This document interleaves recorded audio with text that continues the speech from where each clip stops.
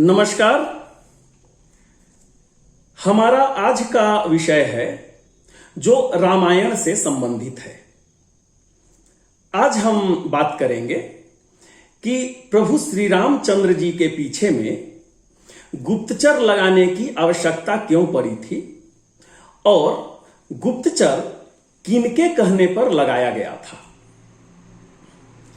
तो हम संक्षेप में कुछ घटनाक्रम को हम बतलाएंगे यहां पर। तो माता कैकेयी के कहने पर प्रभु श्री रामचंद्र जी को 14 वर्षों का वनवास हुआ था। जब वे वन के लिए निकल रहे थे तो प्रभु श्री रामचंद्र जी, उनकी पत्नी माता सीता और उनके भाई लक्ष्मण जी भी साथ में थे। जब वे अयोध्या से बाहर निकल रहे थे तो महाराज दशरथ के कहने पर मंत्री सुमंत्र जी प्रभु श्री रामचंद्र जी को छोड़ने के लिए बाहर आए थे। मतलब सुमंत्र जी उनको कौशल जनपद तक प्रभु श्री रामचंद्र जी को छोड़े थे।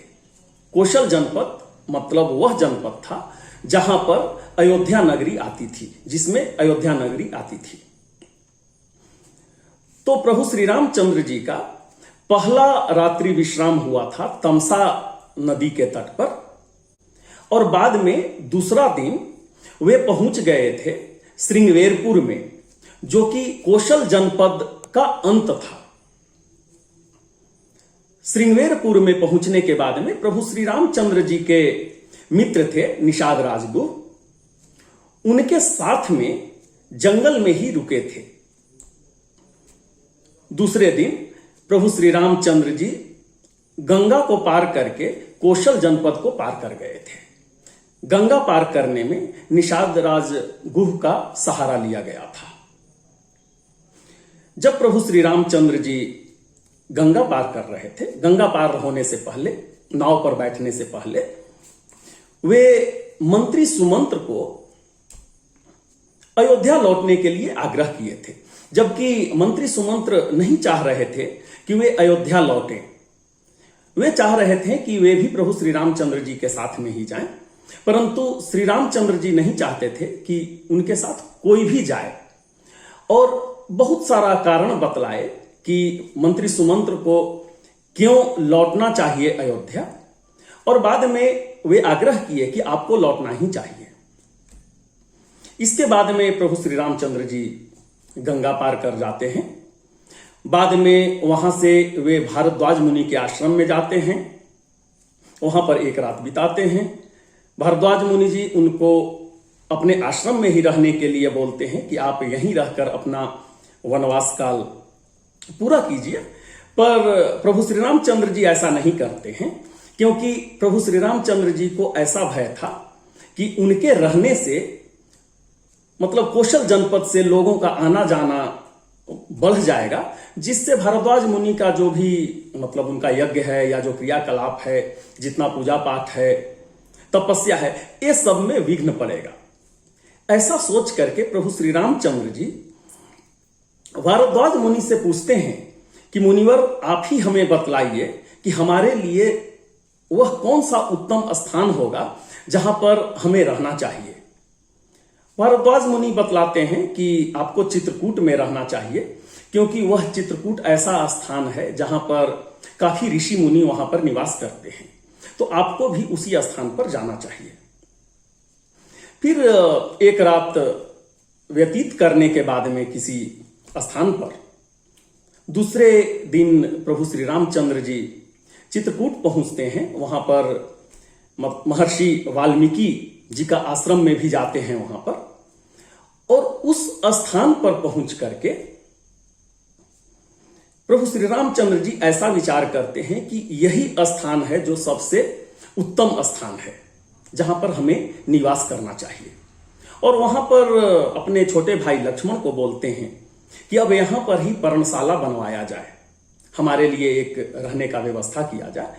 और लक्ष्मण जी वैसा ही करते हैं। वो होने के बाद में मतलब शास्त्रिक विधि से वहां पर भूमि पूजन होता है, बाद में गृह प्रवेश होता है, या फिर जितने भी पूजा पाठ की जो विधि है वह सब पूरा किया जाता है। इसके बाद में वहां पर प्रभु श्री रामचंद्र जी, माता सीता और लक्ष्मण जी उस घर में प्रवेश करते हैं। यहां पर जब एक बार में प्रभु श्री रामचंद्र जी उस पर्णशाला में, उस अपना घर में जब रहना शुरू कर देते हैं, उस समय तक एक गुप्तचर लगा हुआ था जो कि प्रभु श्री रामचंद्र जी के हरेक क्रियाकलाप पर नजर रखे हुए था। जब गुप्तचर को ऐसा अनुमान हो जाता है कि प्रभु श्री रामचंद्र जी अब यहीं पे लंबे समय के लिए रहने वाले हैं, तो वहां से वह गुप्तचर लौट जाता है। गुप्तचर लौट करके श्रृंगवेरपुर पहुंचता है, जहां पर मतलब सुमंत्र जी इंतजार कर रहे थे।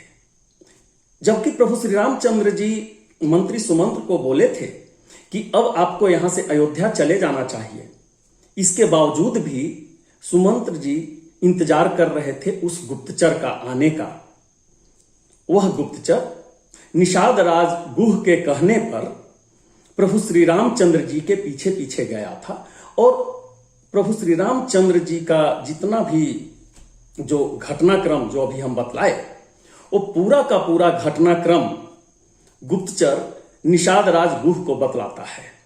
बाद में निषाद राज गुह मंत्री सुमंत को ये पूरा का पूरा घटना बतला देते हैं।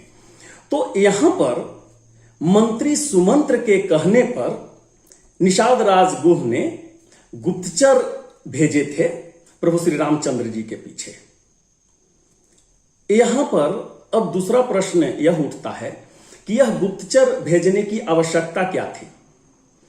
तो मंत्री सुमंत्र यह चाह रहे थे कि कम से कम उनको यह पता रहे कि प्रभु श्री रामचंद्र जी का ठिकाना कहां पर है, वह प्रभु श्री रामचंद्र जी कहां पर रुके हुए हैं, ताकि कभी भी अगर जरूरत पड़े तो उनसे संपर्क किया जा सके, उनसे मिला जा सके। जब मंत्री सुमंत्र अयोध्या लौटते हैं तो प्रभु श्री रामचंद्र जी के बारे में बतलाते हैं कि प्रभु श्री रामचंद्र जी गंगा पार करके वे निकल गए। बाद में जब धर्मात्मा भरत जी जब पहुंचते हैं और उनको ये सब पूरी घटना का जब खबर होता है, मिलता है, तो उनको बहुत दुख होता है। और भरत जी बोलते हैं कि नहीं, हमको राज्याभिषेक नहीं करना है, राज्याभिषेक तो हमारे बड़े भाई प्रभु श्री रामचंद्र जी का ही होगा।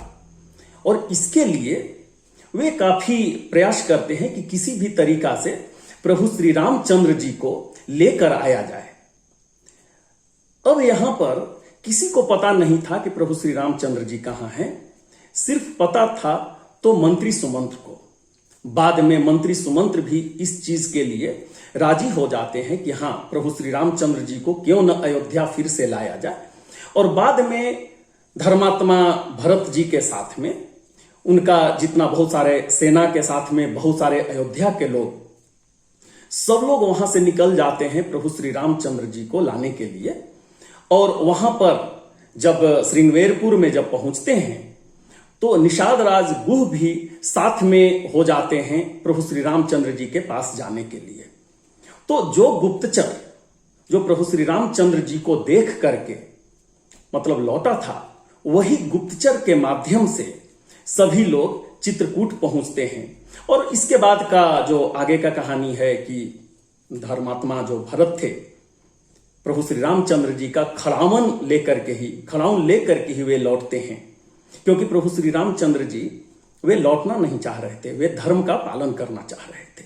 तो यही एक विशेष कारण था जिसके वजह से प्रभु श्री रामचंद्र जी के पीछे में गुप्तचर लगाया गया था। और कौन लगाए थे इसके विषय में अभी हम आपको बतला दिए। तो हम उम्मीद करते हैं कि यह मेरा विषय आपको पसंद आया होगा, और ऐसे ऐसे बहुत सारे रामायण से संबंधित हम आपके समक्ष वीडियो जो है हम प्रस्तुत करते रहेंगे। हम ये भी चाहेंगे कि आप हमारे चैनल को सब्सक्राइब कर लीजिए, ताकि जब भी कोई नया विषय आए वह सर्वप्रथम आपके पास पहुंचे। तो बहुत ही जल्द हम आपके समक्ष नए विषय के साथ उपस्थित होंगे। तब तक के लिए हम आपसे विदा लेते हैं। बहुत बहुत धन्यवाद। नमस्कार।